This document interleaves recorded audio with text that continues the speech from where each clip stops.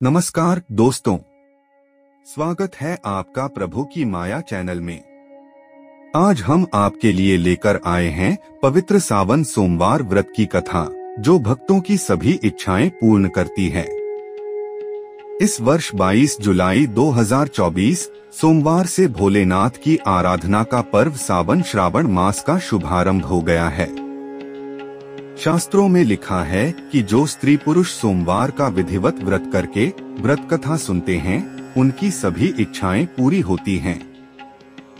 आइए जानते हैं सावन सोमवार व्रत की पवित्र कथा। सावन सोमवार व्रत की कथा। अमरपुर नगर में एक धनी व्यापारी रहता था, जिसका व्यापार दूर दूर तक फैला हुआ था। नगर में उस व्यापारी का बहुत मान सम्मान था, लेकिन वह अंतर्मन से बहुत दुखी था, क्योंकि उसका कोई पुत्र नहीं था। उसकी मृत्यु के बाद उसके व्यापार और धन संपत्ति को कौन संभालेगा, यही चिंता उसे हमेशा सताती रहती थी।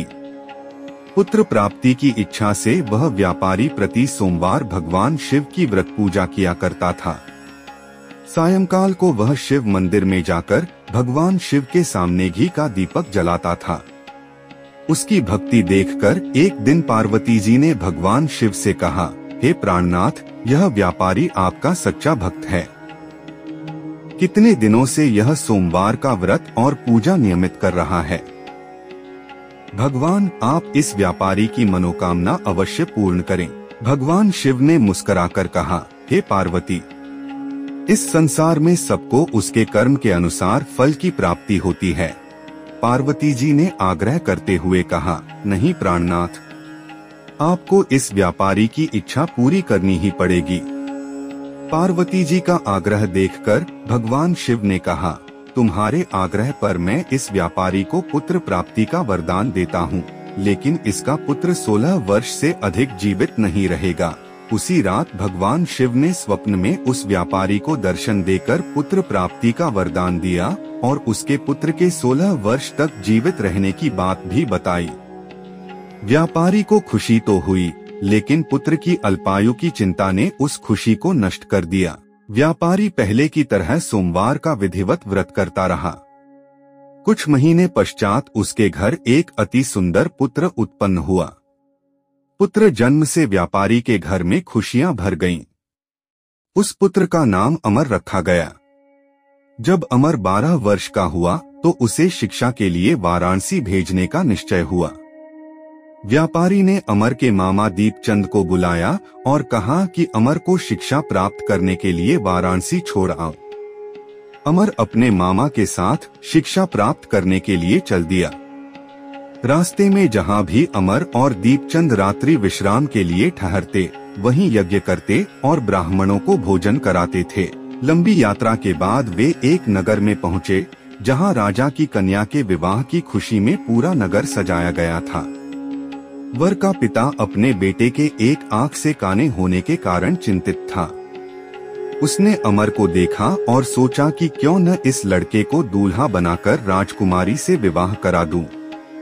दीपचंद ने धन के लालच में वर के पिता की बात स्वीकार कर ली। अमर को दूल्हे के वस्त्र पहनाकर राजकुमारी चंद्रिका से विवाह करा दिया गया।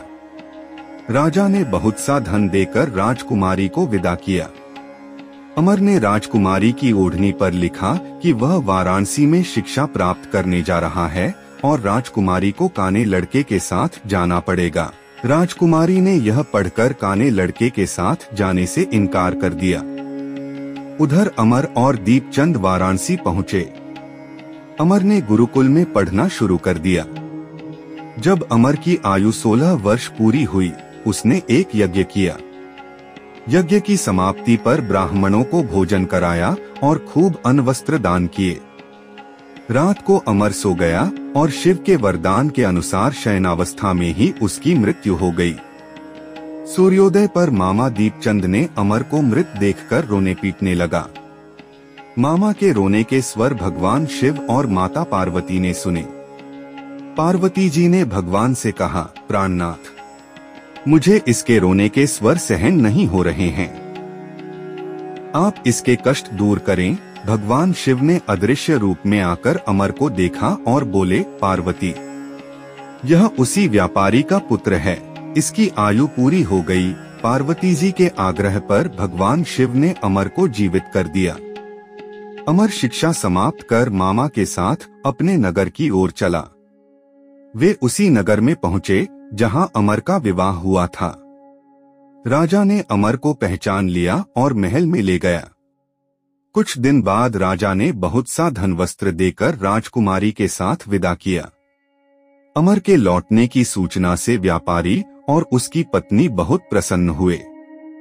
व्यापारी ने स्वप्न में भगवान शिव को देखा, जिन्होंने कहा, हे श्रेष्ठी, मैंने तेरे सोमवार के व्रत और व्रत कथा सुनने से प्रसन्न होकर तेरे पुत्र को लंबी आयु प्रदान की है। व्यापारी बहुत प्रसन्न हुआ और सोमवार का व्रत करने से उसके घर में खुशियां लौट आईं। यह है सावन सोमवार व्रत की पवित्र कथा। भगवान शिव की कृपा से आप सभी की मनोकामनाएं पूर्ण हो। इस वीडियो को लाइक और शेयर करें और हमारे चैनल प्रभु की माया को सब्सक्राइब करें। धन्यवाद।